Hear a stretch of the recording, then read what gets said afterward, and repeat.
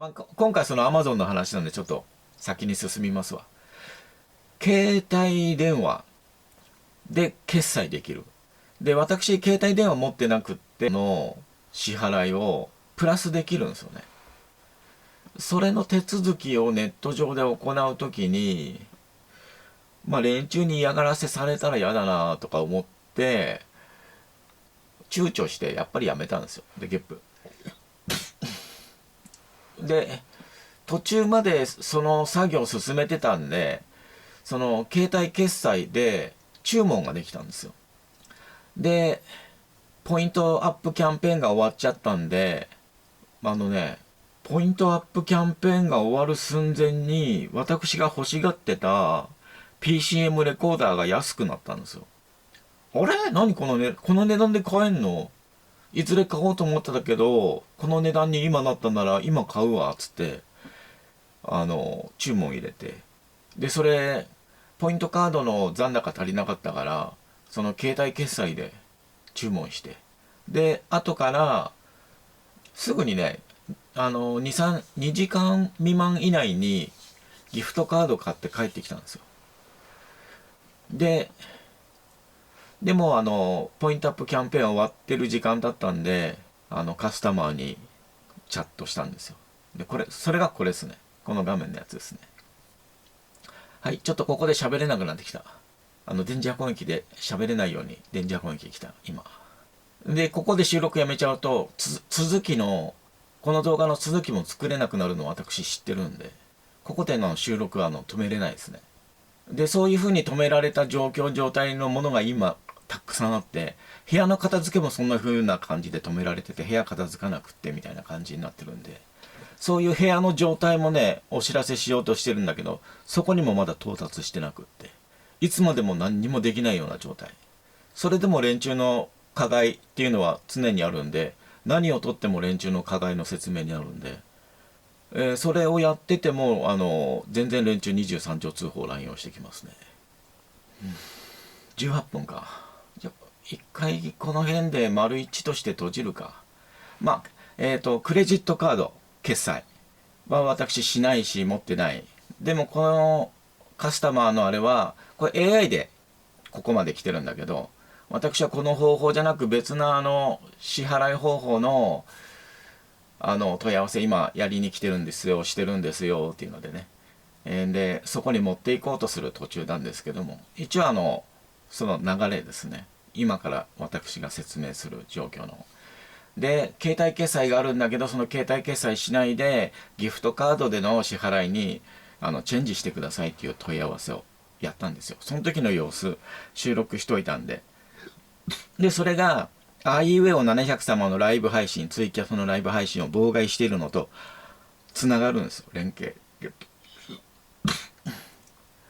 で、私はそういうのはいつも見かけてるんで、常にじゃないけど、かなり頻繁に見かけてるんで、私のところに嫌がらせしている連中と、あいうえお700様のところで嫌がらせしている連中って、共通している。ここで嫌がらせしてる連中もあそこに行って、あそこでも嫌がらせしてる。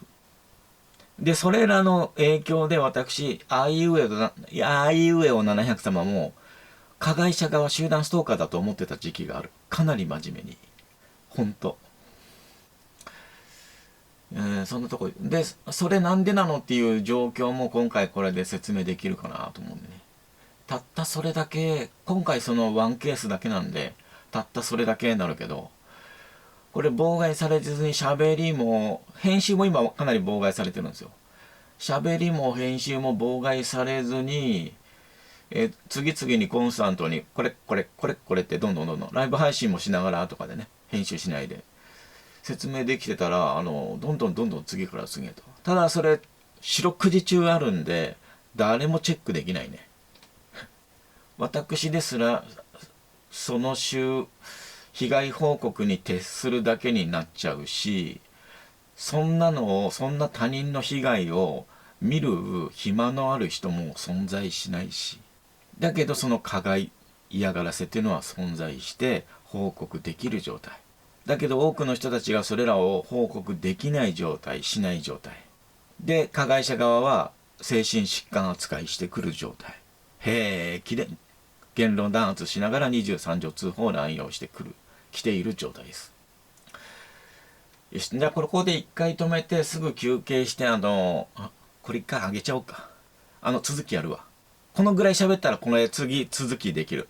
これ編集して自分で聞いてね。で、よしっつってすぐ収録すればいけるから。で、それを妨害する感じだと今度外で騒音。そうするとマイクのセッティングとか、マイク増やさなきゃなくなってくるから。被害報告で。そうするとまたさらにいろいろなるかな。まあマイクもまだ増やして買わなきゃいけないけど、連中の嫌がらせ収録のためにね。そういうことをやってると、例えばマイク増やすとマイク1個壊すとかね。カメラ増やすと、増やした分他のやつカメラ壊すとかね。連中そういうことやってくるんだよね。今回赤いカメラ今壊れてるけど、連中が遠隔から使えなくしてきてるだけなんだけど、様子状況的に。そういうパターン何回も食らってるんで、わかるんですよ。で、それって新しいカメラ買うって言ったら壊れたんですよ。それってよくあるパターン、マーフィーの法則みたいな、よくある、あるある。そういうのよくあるよね、あるあるあるあるみたいなのじゃなく、連中が付きまとって監視管理しながら工作している嫌がらせです。新しいのあれ欲しいなと思ったら、ちょうど古いのが壊れちゃった。調子悪くなっちゃった。それ、思考盗聴も含む連中の嫌がらせです。偶然とかスピリチュアルな状況じゃありません。で、連中そういうので景気よくしようと、模索工作してる。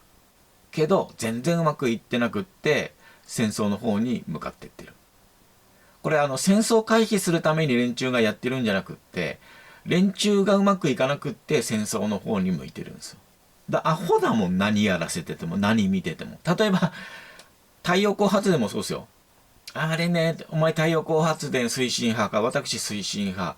だけど、メガソーラーはアホだと思う。山崩してそこをソーラーパネルを置く場所にするのは、そもそも誰も、未来科学ね、未来に向かってエネルギー問題解決しようとしている人たち、誰も山の木削って山にソーラーパネルを置くなんて想定してなかったはず。これ当たり前の話。現実事実そうなってるから、いや、現実事実が当たり前だろって思うかもわかんないけど、アホ。そんな使い方するやつ、アホ。わざとやってんの。わざとやられちゃってんの、そういうこと。ソーラーパネルの一番いい使い方っていうのは、まず使い方っていうか普及のさせ方っていうのは、まず、ソーラーパネル自体を安くすればいい。で、全家庭につけるような状況になればいい。もうすでに開発された、都市化された土地の隙間にソーラーパネルは埋めていくべきなの。はめていくものなの。で、値段が高いと電気代との兼ね合いで普及しない。使われない。だから、ソーラーパネルの仕組みシステム自体を安くしていけばいい。それを、だから発展途上国とか、賃金の安い国というかね、そういう工場、そういう場所で技術、提供しちゃって、作れればエネルギー問題が解決していく。簡単に言うけどそんな簡単じゃねえんだよ。それ簡単じゃなくするのが主戦度、税金万引き常習犯。集団ストーカーみたいな連中っていうのは特にそういう連中。わかるかな。そうすれば、火力発電所が地震で壊れた、原発が地震で壊れた、災害時だ、停電だ、困った、っていう時に大規模停電にならないんです。それからこれ当たり前の話を。しかも、また喋れなくなってきた。これ連中喋られたくないんだね。これはいずれこれで話するし、この話聞きたいっていうコメントがアンチ以外から来たらするから。あと余裕があれば自分からもいろいろ調べながら喋りますわ。とりあえず今回これ以上で、この第1回。Amazon の支払いでね、ちょっとトラブりました。昨日。昨日の今頃やってたかな、これずっと。で、ちょっと支払いできないんだけど、一回商品キャンセルしちゃったら、ポイントアップの数百円とかね、1000円まで、まあ、ポイント1000円ぐらいはつくと思うわ。値段が値段だったんで。それ、もったいないんで、今無職になっちゃってて苦しいんで、キャンセルにならない状態で買えませんか？もしキャンセルになるんだったら、今回買うのは諦めて別のタイミングで買いますわ、みたいな感じの話をしたんだけど、まあ、それの、いきさつ、そこに到達する前の今のこの上昇いきさつですね。とりあえずここまでにしておきます。以上です。